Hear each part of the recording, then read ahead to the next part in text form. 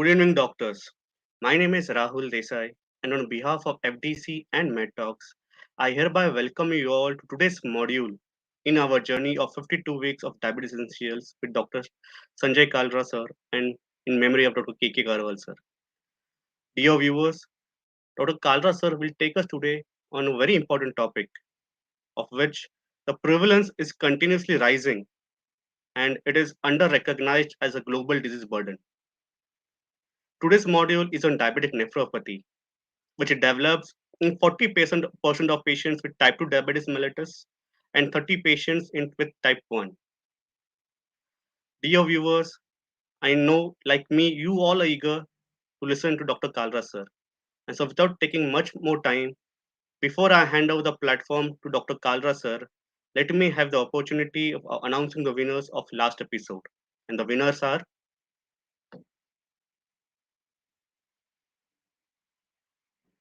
Dr. S. Pandey from Chhattisgarh, Dr. Ravi Bhatt from Karnataka, Dr. Amresh Pandey from Madhya Pradesh. From Maharashtra, we have Dr. Sushat Kamble, Dr. Harsh Shah, Dr. Shashikant Chandwadkar, Dr. Seema Shah, Dr. Sanjeev Desai, Dr. Vilas Sonamne, and from Uttar Pradesh, we have Dr. Suresh Kushwaha. So congratulations to all the winners. And with this, I hand over the platform to Dr. Kalra sir. Let's hear it out from him on diabetic nephropathy. Over to you, sir.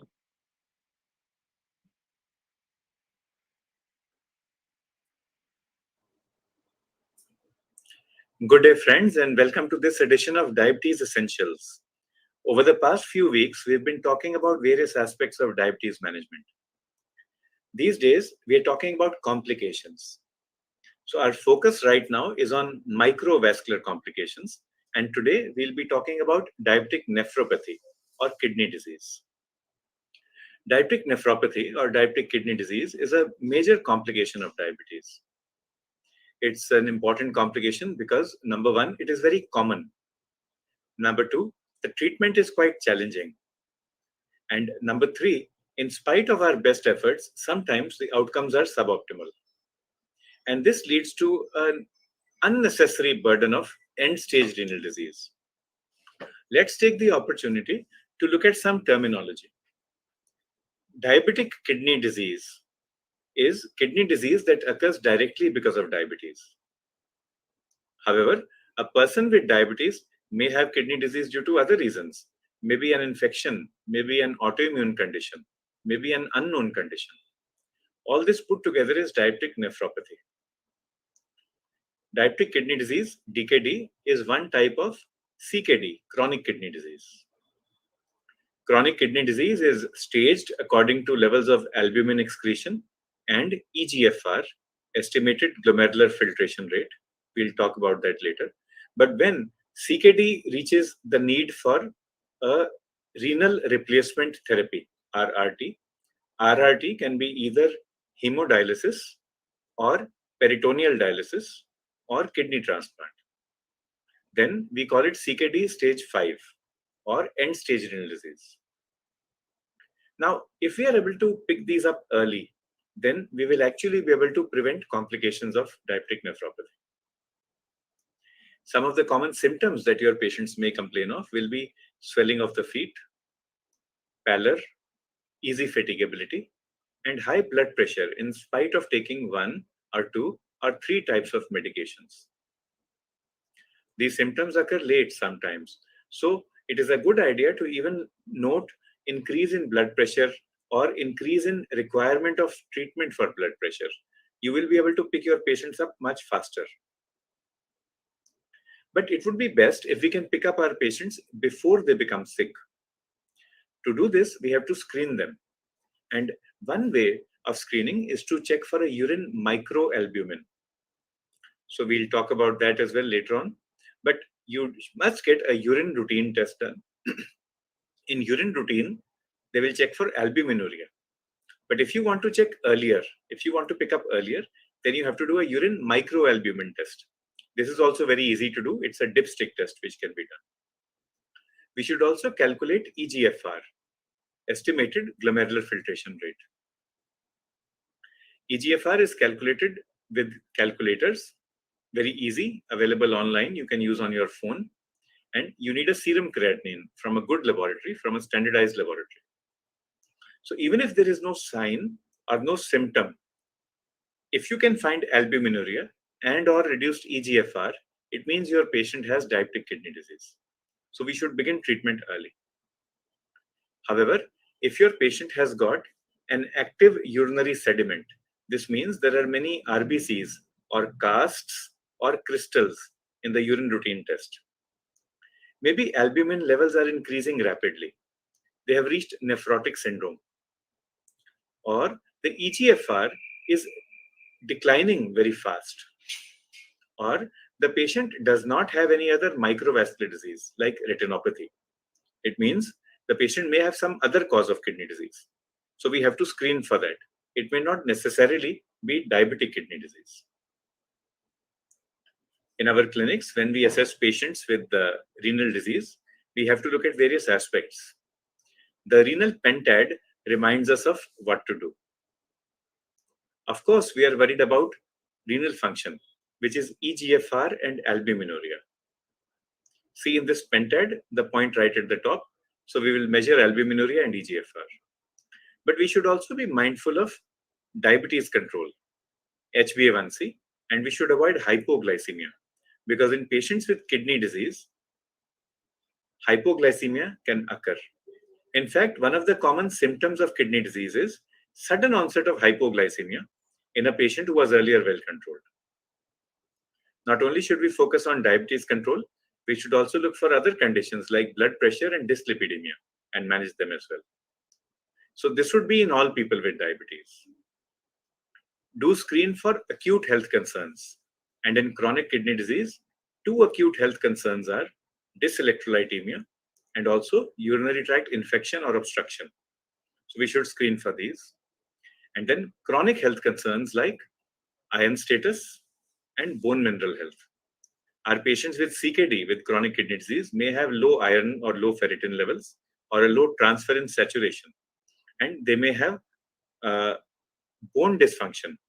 The term used is renal osteodystrophy. They may have osteoporosis or osteomalacia or a mixture of both. So all these things, all these 10 things should go on in our mind when we are managing patients. If you have somebody with repeated acute concerns, there is always some troubleshooting going on or the other, then we refer to a nephrologist. But for the most part, checking renal function, diabetes control, control of blood pressure and lipids, ensuring adequate iron and calcium and vitamin D supplementation, these can be done by all of us. It is also important when you have a patient with kidney disease to think of the heart, because there is a bidirectional relationship between both. So if you have a patient with heart disease, the chance of kidney disease is more. If you have a patient with kidney disease, the chance of heart dysfunction or heart failure is more. And these are the types of cardiorenal syndromes that we speak of.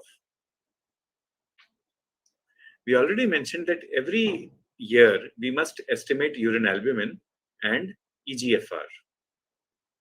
If your patient has an urine albumin excretion of more than 300 milligrams per gram of creatinine and or an EGFR of less than 60 ml per minute, then we can also monitor twice annually or even more than that if needed. You have to be more aggressive. How do we stage and how do we treat our patients? The more the albuminuria and the lesser the EGFR, the more the treatment that is required. So if you have a patient with an EGFR of less than 30, it would be a good idea to refer to a nephrologist, because the nephrologist will begin preparing the patient for renal replacement therapy. But that doesn't mean that we shouldn't refer before if the EGFR is more than 30. Even here, if the EGFR is more than 30 and there is severe albuminuria, or the EGFR is more than 30 and there is always some acute complication or the other going on, it would be a good idea to refer to a nephrologist. If the EGFR is fairly okay and the albumin levels are only in microalbumin state, then you can continue managing the patient. Referring to a nephrologist does not mean that we will abdicate all responsibility. The patient will come back to us and we will take care of the patient's day-to-day needs. How do we do that? Let us look at four aspects. Number one, glucose control in a patient with diabetic nephropathy. Ensure good glucose control, avoid hypoglycemia. As much as is possible, if the EGFR is more than 30, use SGLT2 inhibitors. Number two, along with glucose control, we need blood pressure control. Bring the BP to target. 130 by 80 would be a good target for most patients. As much as possible, use ACE inhibitor or ARB. Not only do we have to control glucose and blood pressure, we also have to reduce CV risk. So where required, you will give a statin, that is to everybody with DKD, diabetic kidney disease. And where required, you will give antiplatelet drugs like aspirin. The guidelines actually are that everybody with diabetic kidney disease should get a statin irrespective of lipid profile at baseline. So you do not even need to wait for the lipid profile results. You should start a statin. The fourth and equally important part of managing DKD is renal hygiene. Now, what does renal hygiene mean? Renal hygiene means preventing, minimizing, or treating urinary tract infection, urinary tract obstruction, other modifiable causes of renal dysfunction, like obesity, like tobacco intake, like taking pan. So, avoid substance abuse. Renal hygiene will also include avoiding dehydration, avoiding unnecessary use of renotoxic drugs like NSAIDs or radiocontrast material. So keep the kidneys hygienic, control blood pressure and glucose, and also reduce CV risk.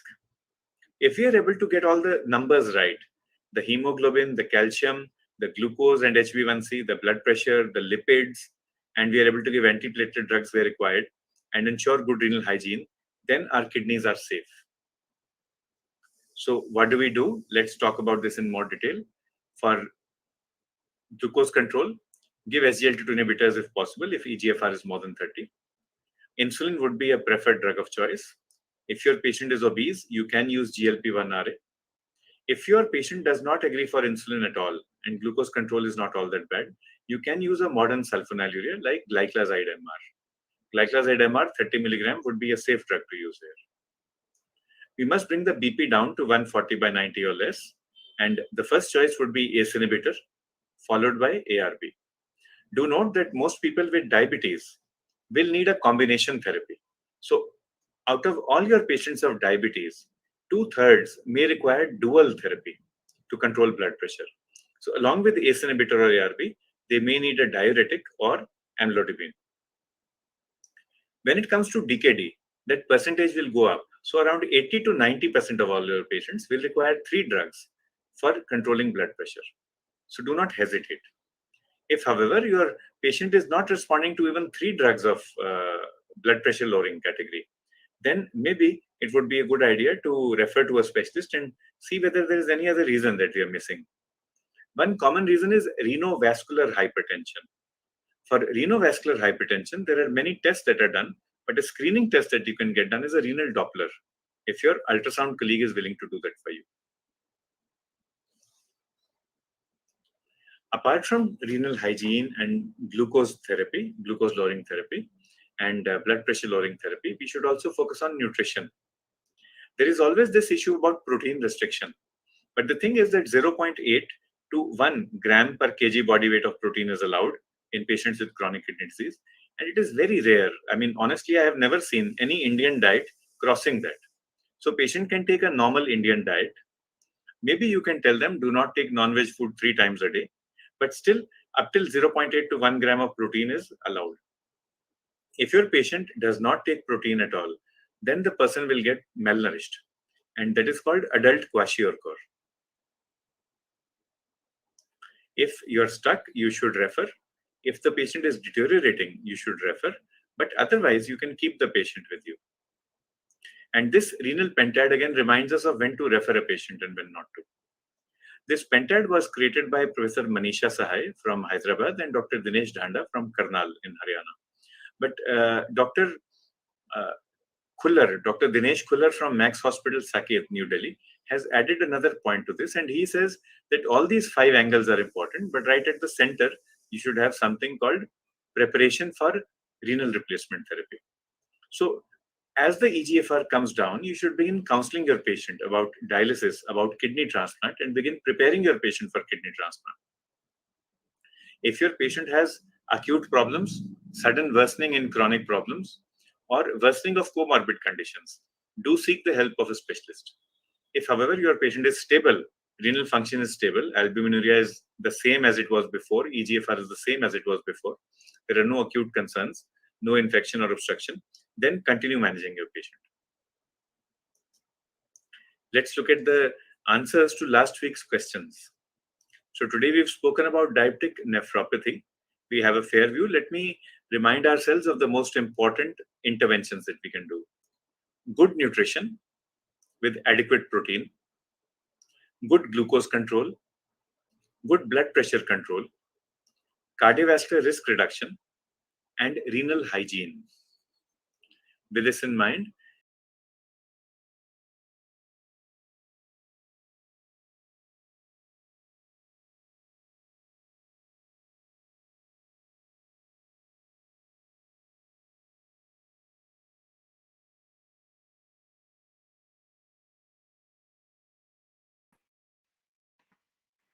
So the technical glitch over here.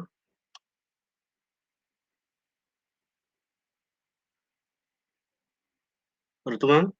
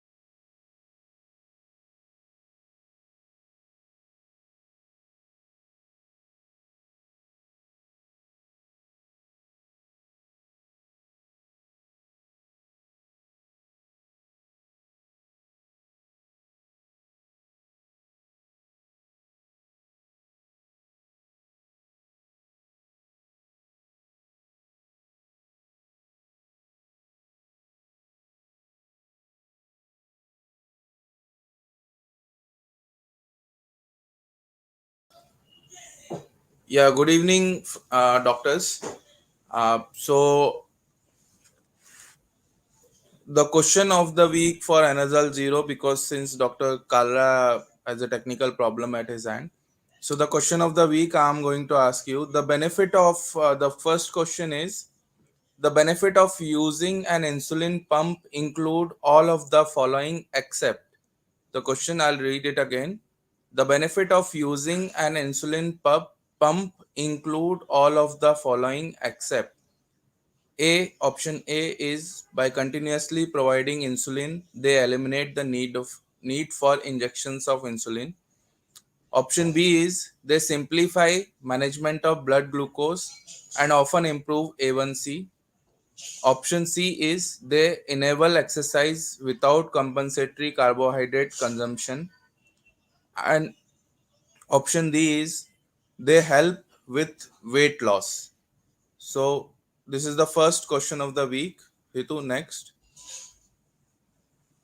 The second question of the week is sources of fluid gain may include option 1 excessive IV fluids, option 2 excessive sodium intake, option 3 reduced ionotrophy, for example CHF and renal parenchymal, or option 4 all of the above. So I hope I'm clear on all these two questions, waiting for your answers. And Ritu, is Dr. Kalra here again? Yes, sir, is joining in a minute. Yeah.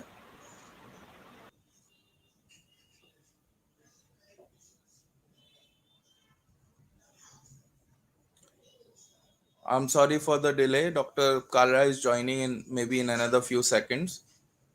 So please wait.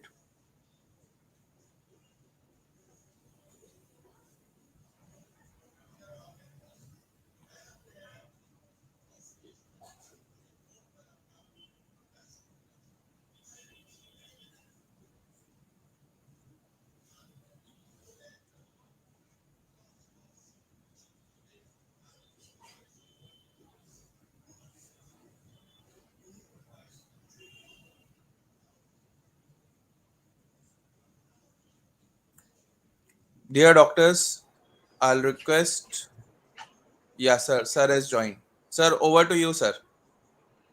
Thank you. Yeah.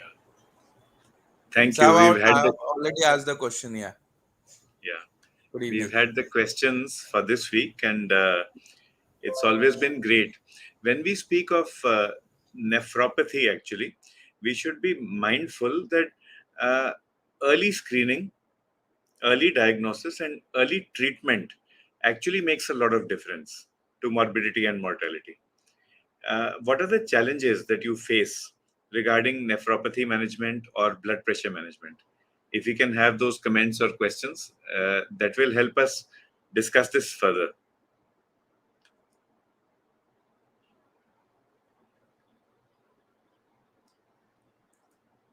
One simple dictum that we can all follow uh, is that if you have a person without diabetes, 70% of the time the person will be well controlled on monotherapy.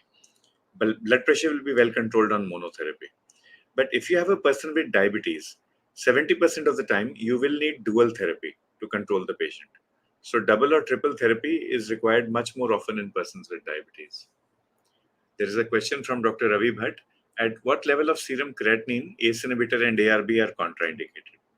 Now, ideally, in the OPD, we should not be following only serum creatinine. We should be checking EGFR. Earlier, we used to have a cutoff of roughly 2 for serum creatinine. But now we understand that serum creatinine is not a very good measure. It is EGFR. Let me give an example. If serum creatinine is, let us say, 2.0 in a 30-year-old male weighing 100 kg, the EGFR will be okay. But if a 70-year-old lady with a body weight of 50 kg has got a serum creatinine of 2, she will come in the CKD stage 4 category. Having said that, there is actually no absolute cutoff for serum creatinine. Even at a creatinine of 2.5 or 3, you can continue to give ACE inhibitor or ARB. The limiting factor will not be a rise in creatinine, it will be a rise in potassium. So you must monitor sodium potassium. If your potassium levels are going up, then it is better to avoid these drugs. So one issue is blood pressure. Usually we do choose an ACE inhibitor or ARB. Along with that, like I said, you will have to add another drug. If your patient has fluid overload, then you can add a diuretic. If patient does not have fluid overload, or you want to avoid extra diuresis, then amlodipine is another good drug to choose. Suppose patient does not get well controlled with two drugs, then you give all three. You give an ACE inhibitor or ARB, plus a calcium channel blocker like amlodipine, plus a diuretic. Some people are not well controlled on this also. This is called resistant hypertension. Drugs that we can use in such conditions will include clonidine. The tablet is 100 microgram. You can give something like half tablet, that is 50 microgram, maybe twice a day or thrice a day. Or we can add prazosin, 2.5 milligram at night. These are the drugs which I use commonly in my clinic.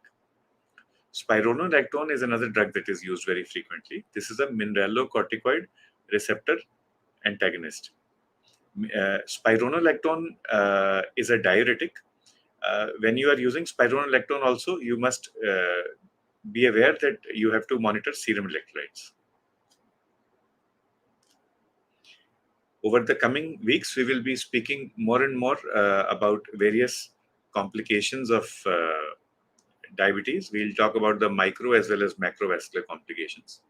And this journey of understanding diabetes will continue for the coming months.